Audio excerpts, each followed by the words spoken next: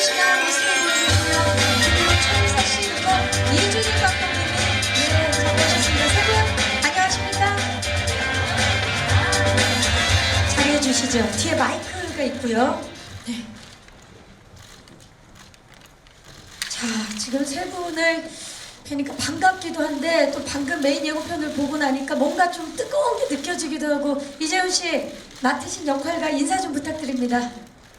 네, 안녕하세요. 저는 영화 박열에서 일본 제국에 맞선 아나키스트이자 아주 조선 최고의 불량 청년인 박열 역할을 맡았습니다. 오늘 영화에 대한 아주 좋은 이야기들 많이 나눴으면 좋겠습니다. 감사합니다. 네, 최희사 씨. 네, 안녕하세요. 저는 영화 박열에서 박열과 함께 일본 제국을 향해 싸웠던 박열의 신념의 동지이자 연인 가네코 후미코 역을 맡은 최희서입니다.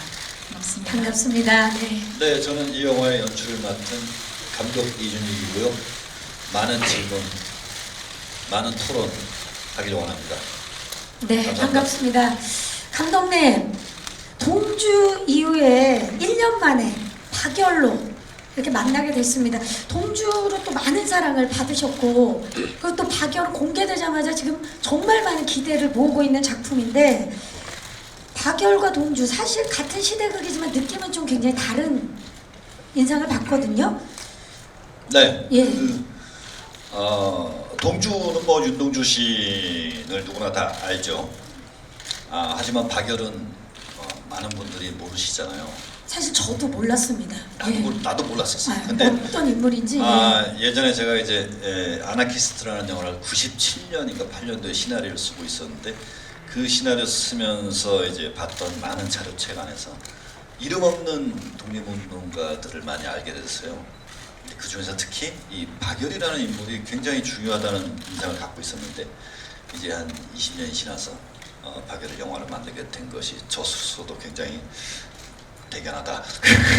근데 동주에서 우리가 윤동주 씨를 잘 알고 윤동주 씨는 알지만 사실 같이 태어나고 같이 세상을 떠났던 송봉규라는 인물에 대해서 정민 씨가 맡았던 네, 새로운 발견을 하게 됐잖아요. 그거에 힘입어서 박열이라는 인물도 한번 여러분들한테 우리가 잘 모르지만 한번 가까이 들여다볼 필요가 있다. 그리고 또 하나. 네. 박열만 있는 게 아니다. 옆에 후미코. 가네코 후미코라는 일본 여성이지만 과연 이 여성이 어떤 이유로 박열과 그런 행동을 했을까에 대한 것이 관객들이 많이 알아줬으면 하는 바람으로 영화를 지었습니다. 네. 감독님이 20년 전에 만났던 그 박열이라는 인물을 드디어 만나게 됐습니다.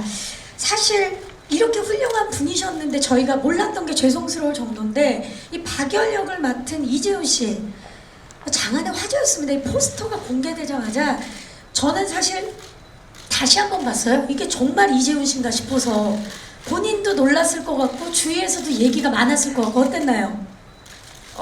이제 영화 촬영을 다 하고 나서 이렇게 포스터 촬영을 할 때는 그냥 저한테는 좀 익숙한 이제 모습이었기 때문에 이렇게 또 포스터로 많이 사람들이 놀라고 관심을 갖고 그 인물에 대해서 어떤 사람인지 이렇게 궁금해할지는 몰랐어요.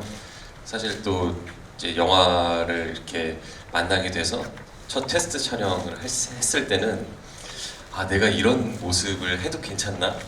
저에 대한 어떤 이미지를 지우고 박열이라는 사람한테 이제 들어가는 작업이 저한테는 너무 즐겁지만 받아들이시는 분들이 과연 이거를 정말 박열로서 잘 봐주실까. 그래서 특히 테스트 촬영 때 저를 못 알아보시는 분들이 되게 많더라고요. 저도 못 알아봤어요. 왜냐면 테스트 촬영을 어디서 했냐면은 청평에 있는 세트장에서 네. 감옥 세트를 만들어 놓고 거기서 이제 의상하고 같이 하려고 앞에 탁 하는데 누가 앞에 어슬렁어슬렁하는데 누구야? 근데 나중에 인사 안 해요. 누구야? 내 주연배가 얼굴을 못 알아봤어. 그리고 감독님이 이런 모습으로 그리고 박열이라는 실제 인물을 그대로 이렇게 재현을 해왔었기 때문에 그런 분장을 했는데 대부분 다 누군지 못 알아보니까 되게 당황스럽더라고요. 근데 나라는 사람이 지워지고 박열로서 온전히 받아들여질 수 있지 않을까 그런 또 기대감을 가졌던 것 같아요. 그러니까 파격 변신이지만 완벽 변신에 가까운 거죠. 지금 원래 이재훈 씨로 돌아왔는데 오늘은 지금 이준익 감독님 옆에 저 포스터 좀 보십시오. 같은 인물이라는 게 분장 영향도 있겠지만 눈빛이 깜짝 놀랐습니다 정말. 네, 제가 여태까지 이런 또 강렬한 역할을 맡은 거는 또 처음이라서 굉장히 저도 기대를 많이 하고 있습니다. 그 강렬함이 있었네요 가슴 속에. 너무 뜨거웠던 것 같아요 안에서. 네. 네, 불덩이 같이. 아 좋습니다. 기대하도록 하겠습니다. 그리고 우리 최희서 씨 정말 뵙고 싶었어요. 안녕하세요. 오늘 이런 공식적인 자리가 처음이라 좀 떨리실 텐데요. 네, 저 제작 보고회가 처음이라 참 많은 작품에서 함께 했었는데 그동안 특히 동주에서 쿠미 역할을 맡으셨고 또 이번에 박열에서는 가네코 후미코 역을 맡으셨는데 저는 솔직히 동주를 보고도 그랬고 일본 배우인 줄 알았어요. 워낙에 1호를 잘하셔서 자연스럽게 감사합니다. 오늘 그 기자님들에게 어떻게 보면 첫선을 보이는 자리인데 인사 좀 정식으로 부탁드릴게요. 네, 안녕하세요. 영화 박열에서 가네코 후미코 역을 맡았고요. 제가 사실 제작 보고회가 처음이라 어제 잠을 잘 못 잤어요. 너그럽게 봐주시고 질문해 하시면 제가 제 안에서 성의 있게 최선의 답을 하겠습니다. 말도 참 예쁘게 잘하시는데 지금 사실 그 역할에서 거의 일본어를 쓰셨기 때문에 일본어가 편하실 수도 있는데 혹시 실례가 안 된다면 그래서 마음이 좀 편해질 수 있잖아요. 일본어로도 인사를 좀 부탁드려도 될까요? 오하요 고자이마스. 가네코 후미코を演じたチェイヒソと申します. 벌떠시는 것 같기도 하고요. 네. 네, 얼마나 연습을 열심히 했는지가 느껴집니다. 우리 그 이준희 감독님의 뮤즈가 되신 소감은 어떠세요? 저는 사실 동주에 쿠미를 했을 때 동주 촬영 현장 자체가 너무 행복했고 너무 좋은 작품에 이렇게 제가 워낙 존경하시는 감독님과 함께한 게 너무 좋았는데 사실 그냥 그게 마지막이겠거니라고 생각했어요. 그런데 이렇게 1년 만에 감독님 작품에 또 가네코 후미코라는 또 쿠미와는 굉장히 좀 상반되는 강렬한 여성 캐릭터를 맡게 돼서 굉장히 영광으로 생각하고 있습니다. 네. 우리 최희서 씨 주목해 주시기 바라겠고요, 여러분. 우리 최희서 씨에게도 이재훈 씨에게도 이 영화 박열은 굉장히 뜻깊은 작품이 되지 않을까라는 생각이 드는데요. 자, 박열 궁금하시죠? 이제 본격적으로 오늘 제가 대역 사건 공판 컨셉이라고 말씀을 드렸는데요. 영화 속에서 대역 죄인으로 기소된 박열과 그리고 가네코 후미코가 공판 중에 신문을 받게 됩니다. 저희도 오늘 신문 토크를 이용해서 영화에 대해서 낱낱이 파헤쳐 보도록 하겠습니다. 준비되셨나요? 네. 네. 공판장이니만큼 진실만을 이야기할 것을 먼저 선서하겠습니다. 다 손을 올려주시고요. 선서! 선서. 선서. 양심에 따라 숨기거나 보태지 아니하고 사실 그대로 말하며 만일 거짓 에피소드를 말할 경우 그에 대해 제재를 받기로 맹세합니다. 맹세합니까? 네. 맹세합니다. 맹세합니다. 맹세합니다. 좋습니다. 자, 이준익 감독님 내려주셔도 좋습니다. 아주 진심을 담아서 선서를 해봤고요. 그렇다면 신문 하기 전에 신문 주제를 담은 박열 영상을 준비해봤습니다. 이게 엄청난 중요한 증거 자료가 될 것 같습니다. 만나보시죠.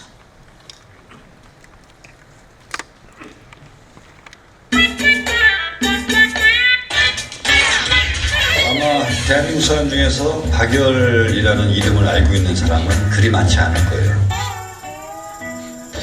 저도 한 20년 전쯤에 아나키스트라는 영화 시나리오 쓰기 위해서 이제 감독기에 있었던 많은 책들을 보는 과정에서 박열이라는 인물을 알게 됐어요. 많은 독립운동가들이 있지만 이분은 아주 특별한 분이다. 20년이 지나서 드디어 박열이라고 찍었습니다. 박열은 유독 아나키즘에 관심을 갖습니다.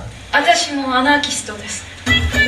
독립운동만을 위한 민족주의보다는 전 세계적인 민중의 한물성, 권력과 폭력에 대한 부당성 그런 것들의 사상과 이념을 토대로 가지고 투쟁을 하기 때문에 영화 속에서는 8도에 시작을 해서 불령사라는 조직을 가지고 천황을 황태자를 암살하기 위해서 자신의 어떤 일상의 삶의 무택함을 추구하지 않고 불령사 조직들이 혼신을 다해서 자신의 이념을 실천하는 그런 과정들이 보여집니다.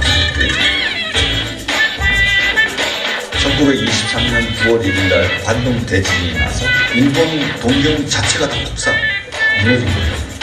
그런 와중에 일본 내각에서는 이 폭동의 기운을 다른 데로 돌리기 위해서 자료와 보증에 의하면 그 사람의 부분에 의해서 조선인이 의무에 못한다. 방화를 저지르라는 유언비어를 동경 전역에다가 쫙 펼쳐가지고 조선인을 희생양으로 삼아서 그들 사형까지 몰고 가는 영화를 보다 보면 일본의 대법정에서 저런 상황이 벌어지지 아무리 영화지만 너무 심한 거 아니야? 할 정도의 놀라운 장면들이 있습니다. 근데 그게 영화적인 픽션이 아니고 신문에 다 나와 있는 사실이에요. 깜짝 놀라요.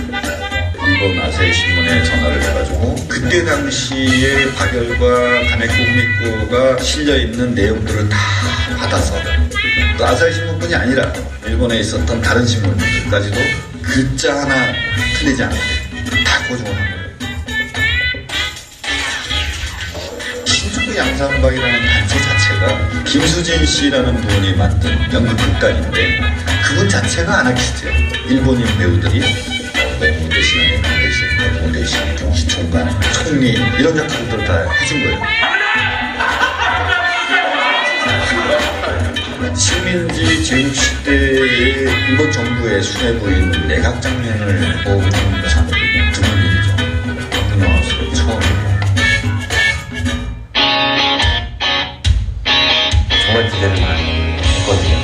왜 감독님과 작업을 했었던 배우들은 또 감독님과 함께 작업하기를 바라고 스태프들이 왜 이렇게 감독님을 좋아할까 저는 이번에 정말 여실히 느꼈던 것 같아요.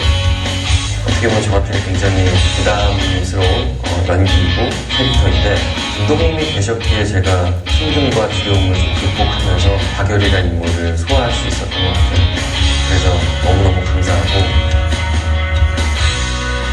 감독님께서 저희 젊은 배우들과 굉장히 많은 이야기를 나누시는 걸 좋아한다는 걸 알고 있거든요. 영화 만드는 동지라고 생각하고 하셔서 훨씬 더 많은 의미를 나눌 수 있었고 즐거운 편하게 할 수 있었어요. 박열은 어느 시대를 막론하고 젊은이가 갖고 있는 순수한 신념에 대한 이야기. 과연 이 시대에 사는 내가 그 시대의 박열만큼 세상을 정면으로 보고 살아가고 있는가 그걸 되묻게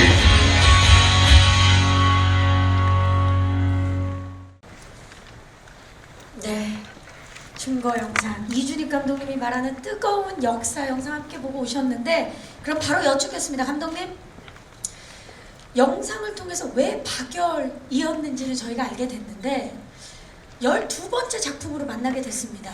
왜 20년 만에 만나게 된 겁니까? 사실은 20년 전에 네. 장동건, 정준호, 이렇게 이범수 나왔던 그 아나키스트 영화를 찍을 때는 뭔가 식민지 시대에 대한 트라우마를 우리는 70년 동안 아직도 정확하게 정면으로 바라보지 못하는 아픔이 있죠. 하지만 그건 이제 아나키스트 상해가 무대예요. 그래서 특히 이 식민지 시대의 독립운동은 대부분 뭐 상해, 만주 뭐 이렇잖아요. 근데 사실은 그 식민지의 주체, 제국주의 주체는 동경이라고. 그럼 일본 본토 동경 내 핵심 안에서 뭔가 자신의 몸을 던졌던 존재가 몇 명 있습니다. 뭐 대표적으로 우리가 잘 알고 있는 이봉창 의사. 근데 이봉창 의사가 1901년생이에요. 그리고 박열이 1902년생입니다. 박열이랑 유관순 누나랑 동갑이에요. 같이 같은 나이에 3.1운동을 겪습니다. 근데 이러한 구체적인 그들의 삶의 흔적들에 대해서 우리가 너무 간과하고 사는 게 많다. 물론 이제 최근에 일본과의 관계 내에서 뭐 위안부 문제에 대한 해결도 아주 진지하게 남아 있지만 특히 관동 대지진이라고 이제 우리 곳곳에서 배우죠. 1923년 9월 1일 날 벌어졌던 관동 대지진 때 일본인 한 40만 명이 사상자가 생겼는데 그 폭동의 기운을 돌리기 위해서 국면전환 요새같이 그래서 가짜 뉴스를 날립니다. 이게 유언비라고 하는데 가짜 뉴스 조선인들 일본에 독을 탔다. 조선인은 부지르고 다닌다. 폭탄을 이렇게 해가지고 3일 만에 일본인들이 조선인 6,600명을 다 학살해요. 그때 학살하면서 조선인을 감별하는 방식이 뭐냐면 주고엔 고지생을 해보라 그런다고. 아마 여러분들 부모님한테 아마 부모님도 이 얘기 다 알고 있어요. 15원 50전에서 일본 발음에 쯔가 우리가 영어 발음 알 발음 안 되듯이 쯔가 안 돼요. 그 주고엔 고지생 바로 죽여. 그렇게 6,600명을 죽여. 근데 물론 이제 중국은 남경대학살로 일본에 대해서 우리가 과거에 그들의 제국주의에 반성해라 하는데 이 자식들 아직도 안 하고 있잖아. 역시 마찬가지로 위안부뿐이 아니라 관동제지 거기에서의 박열이라는 존재는 일본 내각 박열이 수감돼서 3년 동안 재판하는 과정 안에서 일본 내각이 3번 바뀌어요.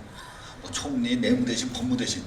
그러니까 물론 박열 때문이기도 하고 아닌 것도 있긴 하지만 그 사형 선고까지 받아가는 그 22살짜리 청년의 그 기계와 용기와 그 세상의 정면을 뚫어보는 그 시선, 그 너무나 매력적이야. 그래서 그냥 물론 영화는 제가 좀 잘 못 만들었을 수도 있어요. 어떻게 좀 부족한 부분도 있겠지만 그 시대의 그 시간과 그 상황을 돌파했었던 한 젊은이와 그들의 삶을 우리가 그냥 잊고 살 수 없다. 그래서 박열. 저는 지금 이야기를 들으면서 순간 설민석 강사님이 좋았어요. 지금 역사 이야기를 너무 동영상으로 보고 싶은 그런 느낌이 들었는데 지금이라도 만나게 돼서 감사하다라는 생각이 듭니다, 감독님. 네. 박열을 통해서 어떤 이야기를 전하고 싶으신가요? 분명히 메시지가 있을 겁니다. 여러 가지 있습니다. 예를 들어서 이제 식민지 시대에 대한 관점이 대부분 보면은 이제 암사이나 밀정처럼 네. 이제 용감한 독립군들의 모습. 하지만 그 식민지의 주체였던 일본군의 그 대상이 대부분 총독도 조선 총독도 안 나와 영화에서 이렇게 경무국장, 형사 이런 조문행위들하고 이 얘기가 전개되잖아요. 근데 이 박열에서는 조선 총독은 물론이고 일본 총리 3명, 그러니까 제국주의의 심장부에 폭탄을 던지는 그야말로 뒤흔들었던. 그렇죠. 그게 나는 한국 영화에서 일본 식민지 시대를 그리는 데 있어가지고 보다 더 핵심으로 들어가는 것이 차별성이 있다. 22살의 청년이. 그것도 그렇고 그 다음에 또 하나 가네코 후미코라는 존재예요. 일본 여자입니다. 하지만 지금 무덤이 경상북도에 있죠. 문경에 산소가 있는데 이 여자분에 대한 어떤 그 근대성을 저는 굉장히 높이 사주고 싶어요. 우리가 이제 페미니즘도 많이 얘기 나오고 있지만 예를 들어서 근대의 여성성의 어떤 대표적인 존재는 영국의 버지니아 울프라든가 미국의 펄범이라든가 그럼 서양 여자들의 어떤 근대성과 현대성을 굉장히 강조하면서 배우는데 동양 여자 중에서 그런 존재가 무수히 많았을 거라는 거죠. 근데 우리 그걸 같은 아시안끼리 그걸 바라보는 시선에 인색했는데 이 가네코 후미코가 이때 23년대 20살입니다. 20살에서 23살에 자살을 하는데 그 사이에 썼던 자서전이 있어요. 그리고 그녀가 썼던 수많은 주장들, 법정에서 실제 했던 기록들 보면은 엄청난 페미니스트예요. 엄청난. 그 나중에 이제 가네코 후미코한테 직접 들어보세요. 네, 좋습니다. 와, 감독님 얘기를 단 2가지 질문에서 영화 박열을 꼭 봐야 하는 이유를 분명하게 느꼈습니다. 자, 이렇게 되면 박열이라는 인물과 후미코에 대해서 궁금하실 텐데요. 증거 영상 또 하나 있습니다. 만나보시죠.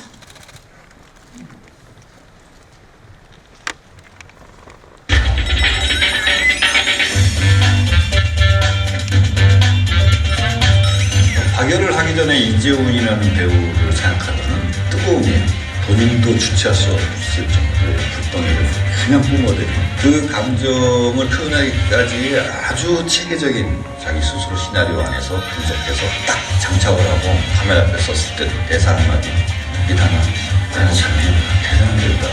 내 소중한 카도키 이렇게 달려있는 역사상 가장 자유롭고 불량한 아나키스트이자 가슴속에 정말 뜨거운 불덩이를 지닌 청년이라고 생각해요. 정말 머리부터 발끝까지 박열의 모습이 온전하게 보여지길 바랬거든요. 일본 대사를 외우면서 자연스럽게 연기하는 게 좀 굉장히 어려웠던 것 같아요. 가네코 우미코의 최희서 배우 그리고 이준호 역을 맡은 김인우 선배님께서 가이드로 된 녹음 파일을 저에게 주셨어요. 정말 아침에 일어나고 저녁에 잘 때까지 계속 들었던 것 같아요. 흥분했어, 얼마나 촬영을 할 때 집중력 굉장히 좋으시고 그리고 집중을 하시면서 상대 배우에게 배려하는 것을 굉장히 중요하게 생각했어요. 감옥 안에서 제가 단식을 하는데 억지로 저한테 밥을 먹이고 먹지 않으니까 때리는 장면이 있었는데 그런 부분에 있어서 피하고 싶지 않았던 것 같아요. 저를 통해서 박열이 나오는 것이기 때문에 스태프들 앞에서는 괜찮다고 막 아무렇지 않은 모습을 보였는데 집에 돌아가면서 정말 쓰러졌거든요. 실제적으로 그 일들을 겪었던 사람들은 저보다 더 했겠구나라는 생각을 드니까 너무나도 죄송한 마음이 떠올랐어요. 그 누구보다도 자신이 하는 일에 있어서 당당하고 거짓된 모습을 보이지 않는 그러면서 굉장히 불량스럽고 자신이 어떤 고통을 받더라도 전력 질주해서 앞으로 나아가는 모습 제가 30대의 배우로서 다시 한번 또 터닝 포인트가 되는 작품이자 역할이 되지 않을까 그걸 많이 느꼈던 작품인 것 같습니다. 딱 보는 순간 아 이 사람이 가네코 우미코가 아니면은 과연 누가 이 인물을 연기할 수 있을까? 이야기의 어떤 그 진정성은 확실하게 일본 사람처럼 보여야 되기 때문에 최희서 말고는 대안이 없었다. 우리 통과합시다. 감독님께서 가네코 우미코라는 여성에 대해서 들어본 적이 있냐고 지나가듯이 말씀을 하셨는데 자서전을 사서 한번 읽어봤어요. 그때 정말 되게 충격을 받았어요. 내가 인간으로서 할 수 있는 일이 무엇일까에 대해서 되게 내면적인 탐구를 많이 했는데 그런 면에서 좀 특별한 것 같아요. 제가 사실 일본어 연기가 동주가 처음이었는데 모국어가 아니다 보니 힘든 면은 있었고요. 한국말이 조금 더 힘들었어요. 한글로 써있는 대사도 일본어 히라가나로 고쳐서 써서 읽기도 했거든요. 평생 필모 중에 특별한 영화가 될 것 같고 앞으로 사실 가네코 우미코만큼 매력적인 캐릭터를 만날 수 있을까라는 생각을 했을 때 아마 만나기 힘들 수도 있겠다라는 생각으로 촬영이 됐습니다. 박열이 그렇게 일본 정부와 맞서서 당당하고 고통에도 굴하지 않는 모습을 보여줄 수 있었던 건 가네코 우미코라는 사람이 옆에서 든든하게 조력자가 되어줬기 때문에 가능했던 거라고 생각이 들어요. 박열과 후미코는 동지이자 연인입니다. 박열은 반드시 가네코 후미코라는 여성을 통해서 제주주의의 부당함을 끝까지 갈 수 있었다는 것을 저는 영화를 찍으면서 크게 느꼈습니다. 참가 영상 함께 보고 오셨습니다. 자, 이재훈 씨. 네. 사실 역사적으로 굉장히 훌륭한 인물이지만 역할이 그동안 맡았던 역할과 굉장히 달라서 선택하는 데 있어서 고민스러웠을 것 같은데 어땠나요? 사실 이 박열이라는 시나리오를 받기 전에 이준익 감독님께서 작품을 준비하시고 저에게 이제 시나리오를 주셨다는 거에 있어서 굉장히 좀 뭔가 떨렸던 것 같아요. 왜냐하면 여태까지 감독님 작품을 쭉 이제 봐오면서 언젠가 꼭 감독님과 작품을 하고 싶다. 감독님의 세계 안에서 제가 한번 연기를 펼쳐 보일 수 있는 그런 순간이 있었으면 좋겠다.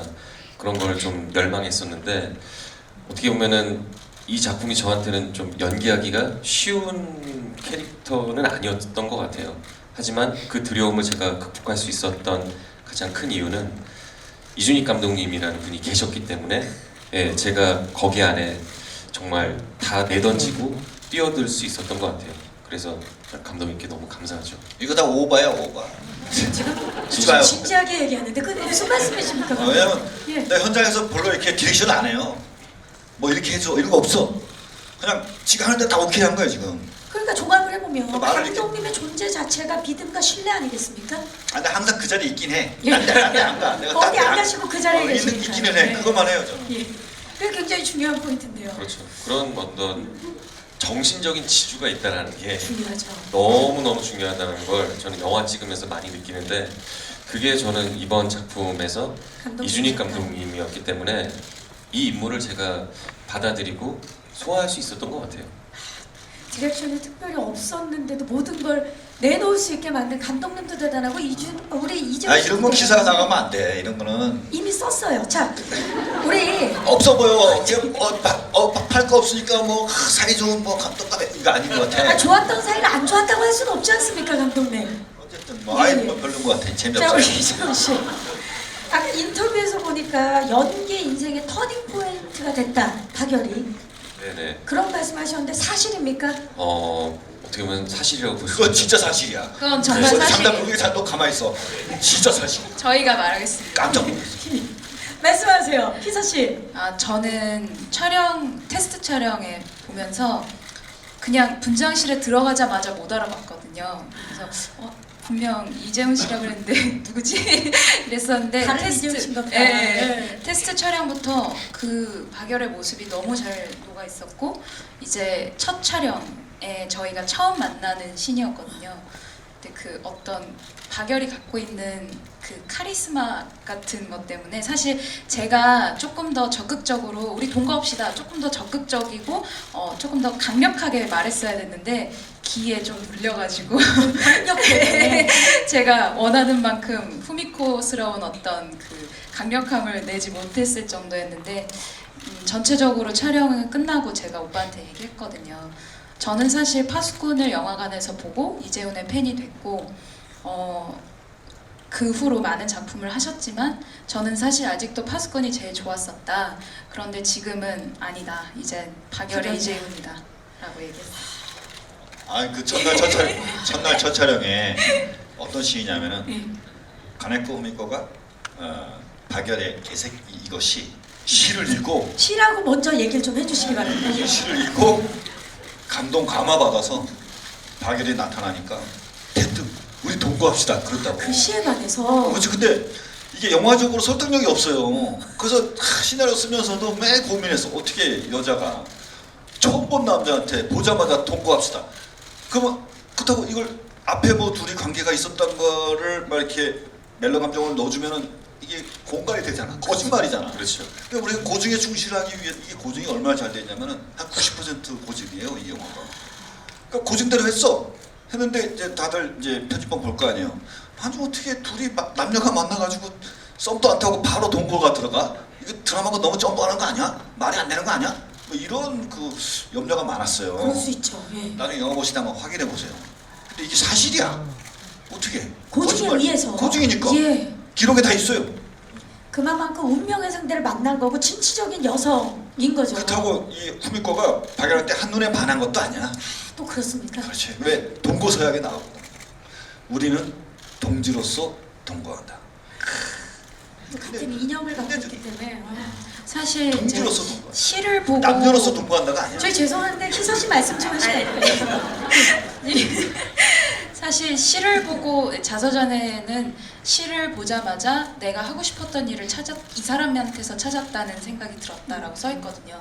그러니까 이 개새끼라는 시를 읽자마자 정말 가슴속에서 왈칵 어떤 내가 이런 일을 하고 싶은데 나도 이 사람 같은 시를 쓰고 싶은데 이런 것을 찾았던 거죠. 그래서 박열의 시를 통해서 자기 자신을 찾았기 때문에 후미코는 더 당당하게 나는 너의 동지로서 살고 싶다. 우리 함께 동지로서 동거하자라고 말을 할 수 있었는데 근데 저는 첫 촬영 때 오빠의 기에 눌려서 이 선뜻 안 나오더라고요. 그 대사가. 네. 하지만 뭐 영상을 봤을 땐 이미 후미코라는 생각이 듭니다. 예, 멋집니다. 진짜 지금 그 아까 감독님께서는 아이고 사이 좋다 그런 얘기 쓸 필요 없어라고 하지만 보이는 모습이 다 사이 좋은 모습이라 저절로 느껴지는데 그렇다면 지금 말씀하신 게 사실인지 저희 오늘 공판 컨셉이기 때문에 바로 팩트 체크 들어가 보도록 하겠습니다. 진실인지 저희가 증거를 다 준비해 봤습니다. 스틸 사진 주시죠. 자, 보자마자 박열이다라는 얘기를 아까 하셨는데 후미코에 지금 사진도 있고요.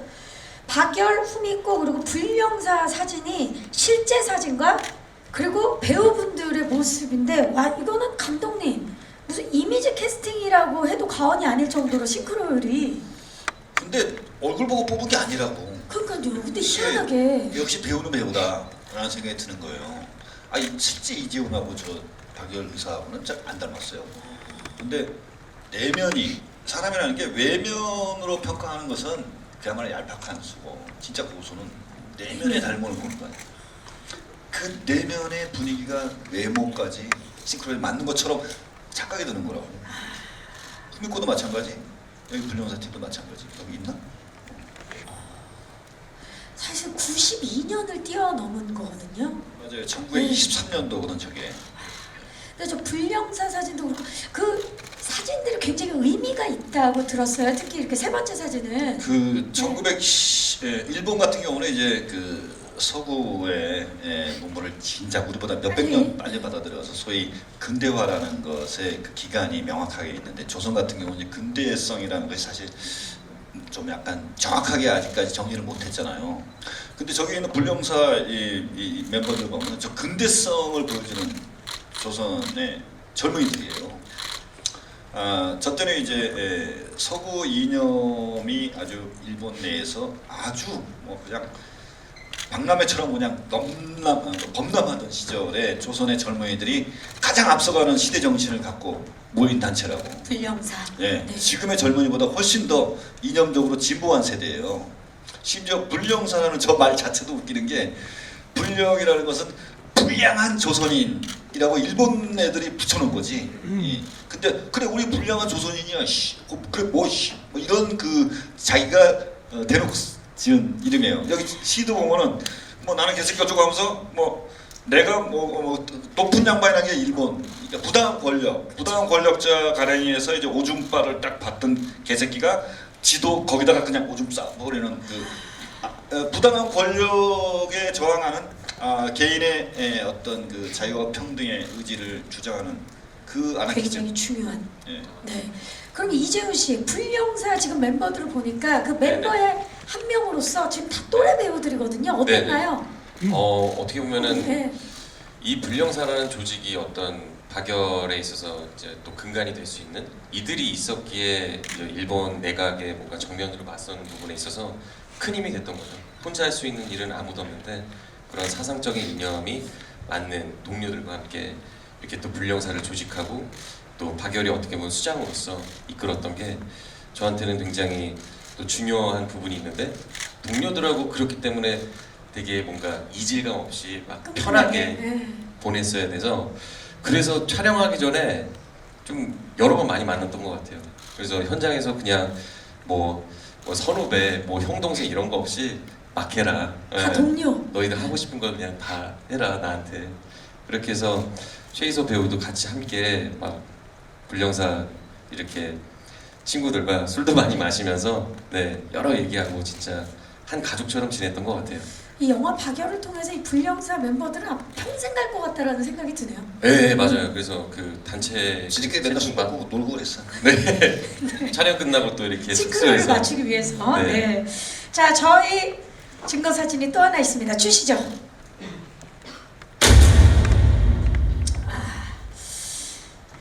갑자기 이 사진을 보니까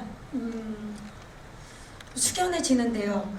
사실 지금 그 관동 대지진과 관동 대학살 사진이 나오고 있습니다. 사실 이게 그 박열에서도 중요하지만 제작 과정에서 이런 사건들을 조명하기 위해서는 굉장히 중요한 그리고 어떻게 보면 제작비도 많이 들었던 그렇죠? 맞아요. 저 예. 관동 대지진이 1923년도에 벌어져서 강도 7.9인데 동경이 싹 다 무너지고 한 40만 명이 이제 사상자가 생기고 그 현장 사진이 왼쪽 사진이 그 밑에는 이제 학살됐고 막 피해자들 사진인데 일본을 바라보는 우리의 시선을 좀 더 정교하게 가질 필요가 있다고 생각해요. 예를 들어서 일본은 우리가 봤을 때 분명히 가해국입니다. 가해국, 가해자죠. 유럽에서 독일이 타 유럽의 국가에 대한 가해자였던 것처럼. 하지만 최근에 이제 오바마 대통령도 와가지고 뭐 히로시마 거기 가가지고 뭐 하는 것은 피해자 코스프레만 한다는 거예요. 그래서 가해자로서의 명확한 인정과 반성과를 통해서 개선이 돼야 되는데 위안부뿐이 아니고 관동 대지진도 지들이 가해자였음에도 불구하고 피해자 코스프레만 지금 90년째 하고 있는 겁니다.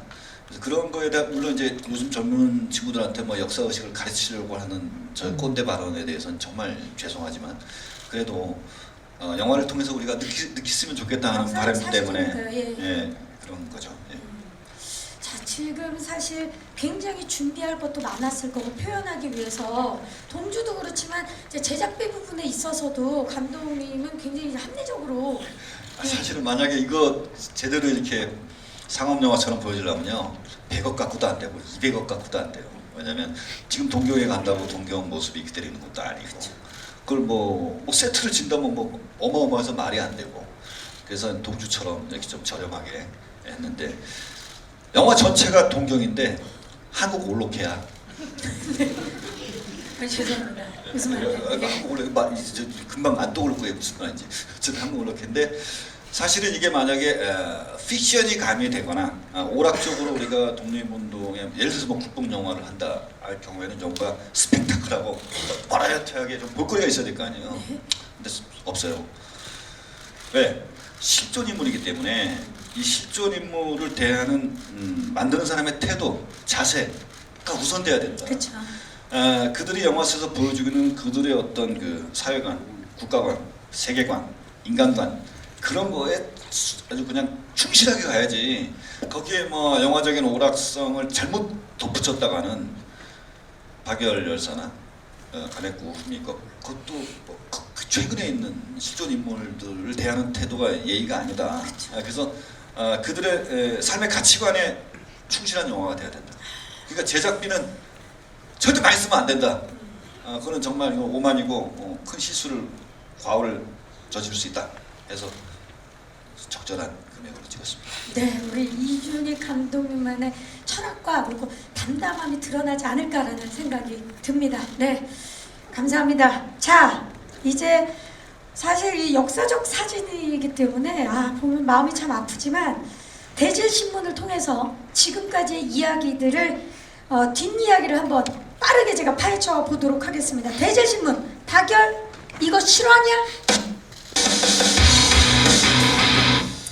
자, 일본 제국을 뒤흔든 실화를 담은 영화이니만큼 감독님께서도 말씀하셨지만 우리 여러분들에 대해 들려오는 소문이 많았습니다. 그 소문이 실화인지 지금부터 밝혀볼 텐데요. 간단합니다. 질문을 드리면 실화면 실화 쪽을 들어주시고요. 실화가 아니면 X표를 들어주시면 되겠습니다. 증거가 있기 때문에 자세히 솔직하게 말씀해 주시고요. 첫 번째 대제신문의 주인공 이재훈 씨입니다. 네, 준비되셨나요? 준비됐습니다. 질문 드립니다. 촬영 내내 굶었다는데 이거 실화냐? 싫어합니다. 실화입니까? 촬영 내내 굶었다고요? 네, 사실 그 박열이라는 인물을 이제 내면적으로나 또 외형적으로 이렇게 표현하는 부분에 있어서 제가 또 뒤에 좀 부분 가발을 좀 뒤에만 붙이고 또 수염을 이렇게 붙이는데 밥을 먹게 되면 그 수염이 떨어지게 되더라고요. 왜냐하면 그 수염을 정말 정교하게 큰 스크린에서 보려면은 이상하면 안 되잖아요. 그렇죠. 그래서 한 올 한 올 정말 이제 분장팀께서 이렇게 다 붙여주셨는데 밥을 제가 편하게 먹게 되면은 이게 떨어지니까 망가지는 거예요. 그러니까 이제 그러면 촬영이 또 지연되고 또 계속 수정하는데 시간이 많이 걸리니까 그냥 참자. 영화 끝나면 먹지. 그게 사실 첫 번째 이유였고 두 번째 이유는 박열이 이제 감옥에서 이제 단식 투쟁을 하게 됩니다. 그래서 그 단식 투쟁을 하는 과정에서 또 후반부까지 박열이 또 이제 말라가는 모습을 좀 표현하고 싶어서 그래서 제가 정말 맛있는 밥차를 두고 군침을 흘려가면서 제가 섭취했던 건 그냥 단백질 쉐이크 정도 염려할 수 있는. 할 때로 먹을 수 있는. 네네. 모두 촬영 현장에서 이제 식사 시간이 되면은 우르르 나와서 밥차 테이블에 이제 스태프과 배우들이 같이 먹어요. 네. 근데 감독은 이제 대수인 대로 주연 배우랑 먹으려고 하죠. 그래서 야 재훈아 밥 먹자 할까? 없어. 안 나와. 밥 먹으면 되네. 그래서 한 번도 마주 앉아서 밥 먹은 적이 없어요. 네. 아니 안 먹었으니까. 촬영 내내 한 번도 감독님과 조연 배우가 마주 앉아서 밥 먹은 적이 없어. 없다. 이걸로 모든 대답이 되는 것 같습니다. 아, 자, 질문 하나 더 드리도록 하겠습니다. 네. 마지막 촬영 때 펑펑 울었다는데 이거 실화냐? 아, 네. 펑펑 울었다고요? 이유 네. 여쭤봐도 될까요? 사실 왜 제가 그렇습니까? 이 작품을 만나는 것 자체가 굉장히 큰 부담이었고 캐릭터를 소화한다는 것 자체가 정말 큰 스트레스였던 것 같아요. 그래서 정말 준비하는 데 있어서 제가 가진 여태까지 모든 것 그런 뭐 시간과 노력을 온전히 쏟아 부었었거든요. 그래서 나 정말 열심히 잘 하고 싶고 그리고 충실하게 하고 있어 이렇게 했다고 생각을 했는데 막상 마지막 촬영 현장이 되니까 제가 이렇게 준비를 하고 할 수 있었던 건 많은 스태프분들이 도움이 있었기에 가능했던 거였어요. 고마움이 그래서 저한테 이제 꽃다발을 주고 한마디 얘기하라고 하면서 제가 스태프들이 이렇게 보는데 너무너무 감사하더라고요. 그래서 그냥 정말 열심히 혼신의 노력을 다해주신 스태프분들이 너무 감사했고 그래서 그냥 저절로 막 눈물이 나왔었던 것 같아요. 네. 네 그날을 기억해요. 왜냐면 촬영 끝나고 나면은 주요 스태프과 주연 배우들이 이제 한 마디씩 소회를 하는데 제가 먼저 했나? 그리고 그다음에 이재훈 배우가 딱 하는데 쭉 말을 또 엄청나게 잘해. 잘하죠. 보통 배우들이 대사나 잘 치지 뭐 이렇게 마이크 갖다 대면 말 잘 못하는 배우들이 많아요. 근데 우와 막 장타를 치는 거야 계속. 그러다 나중에 울어 지가 말하면서 눈을 펑펑 흘려. 맞춰서. 예. 근데 그 내용이 우는 게 중요한 게 아니에요.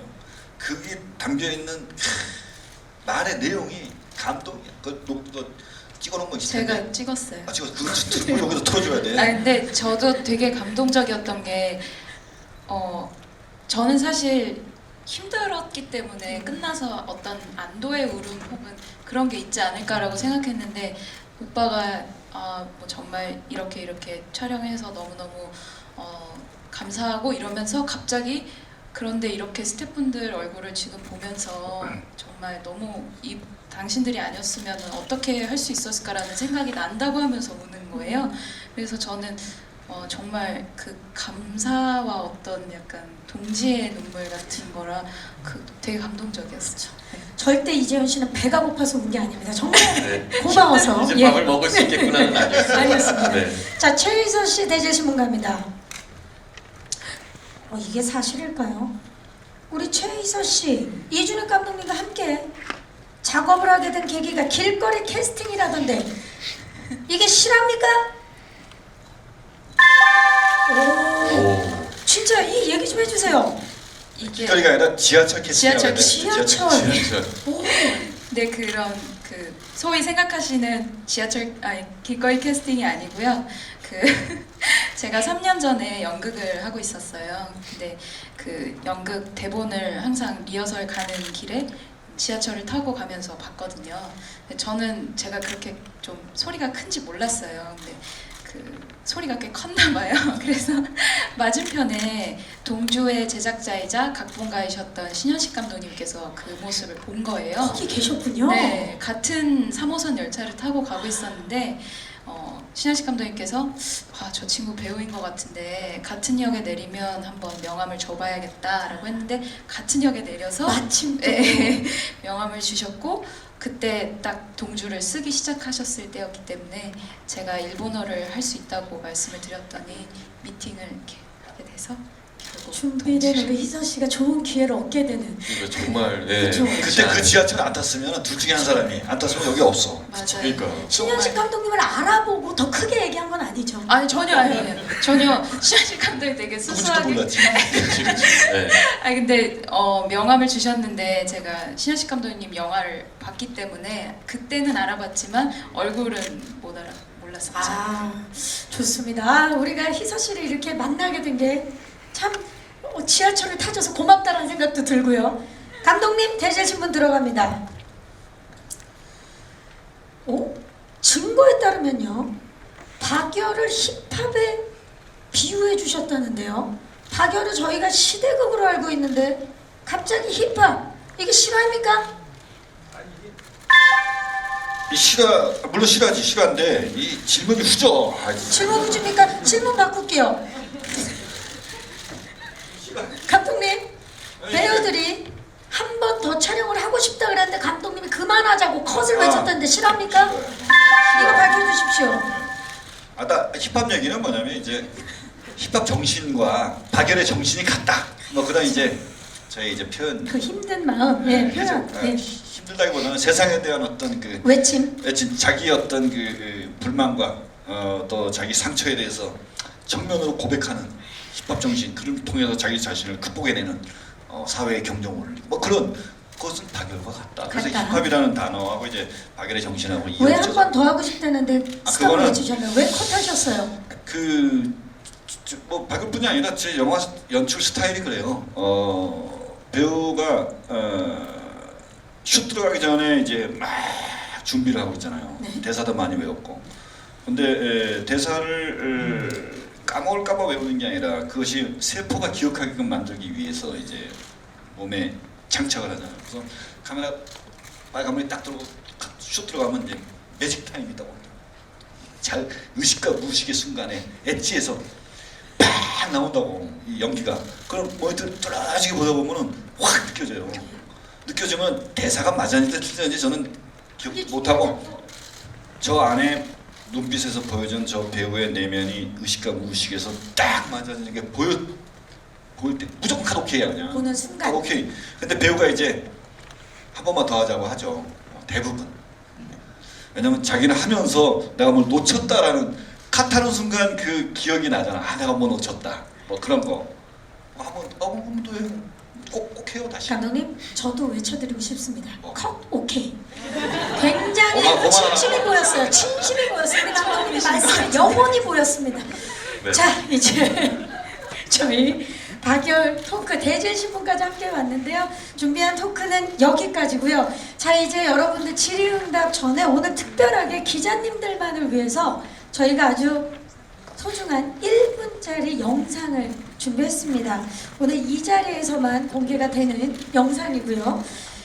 우리 이준익 감독님이 직접 편집한 영화의 OST로 등장하는 곡의 뮤직비디오, 박열 뮤직비디오 함께 만나보시죠.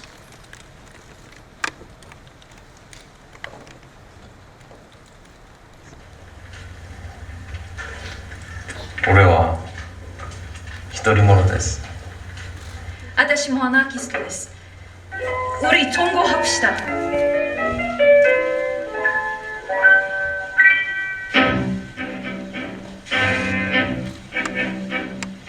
맑은 하늘에 새가 울면 사랑의 노래 부르면서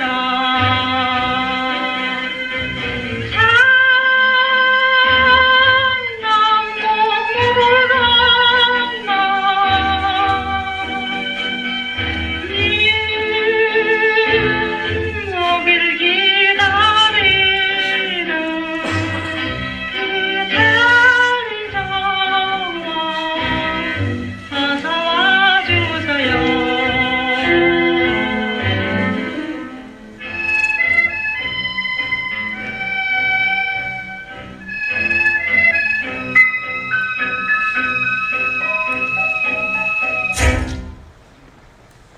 네, 뮤직 하이라이트 영상 함께 보셨습니다. 잘 봤습니다. 와, 잘 봤습니다. 감독님 직접 편집을 하셨는데 영상도 영상이지만 지금 저희가 들은 이 음악 굉장히 특별한 음악이라고 들었습니다. 저 이 음악이 참 안타까운 음악이에요.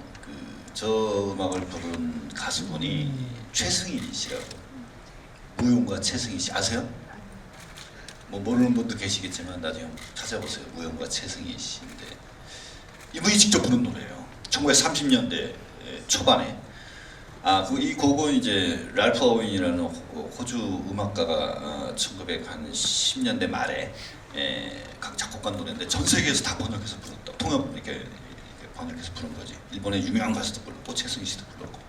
근데 최승희 씨가 1930년대에 그 미국에서 무용 공연을 할 때 그때 당시에 뭐 채플린, 피카소, 뭐 어마어마한 아티스트들이 다 그 공연을 보고 심지어 피카소 같은 경우는 최승희 씨 그려가지고 그림까지 선물해줬던 공연 보고 감동받아서 대한민국 최고의 세계적인 스타 무용가 아티스트였죠. 근데 그분이 이제 그 식민지 말기에 친일 행적을 했어요. 해가지고 정말 위대한 예술가가 시대적 어떤 그 상황 때문에 친일을 하시고 나중에는 이제 북한에 가서 또 공산주의자가 되셨다. 근데 그런 민족이나 국가의 어떤 그 이념의 여러 업 때문에 한 예술가의 불행이 참 저 개인적으로서 많이 안타깝게 느껴져서 1923년도를 배경으로 하고 있지만 같은 동경에서 활동했던 아티스트인 최승희 씨의 음악 이태리 정원을 이제 여기다가 우리 영화의 음악으로 사용하려고 했죠. 이미 사용했고 이제 뮤직비디오까지 이렇게 살짝 선보이는 것을 기자분들한테 처음 선보이는데 꼭 최승희 씨 무용가에 대해서 좀 관심 있게 살펴봤으면 좋겠습니다. 네. 안타까운 역사입니다. 네. 역사적 흐름과 그 안의 의미까지 또 말씀을 해주셨습니다.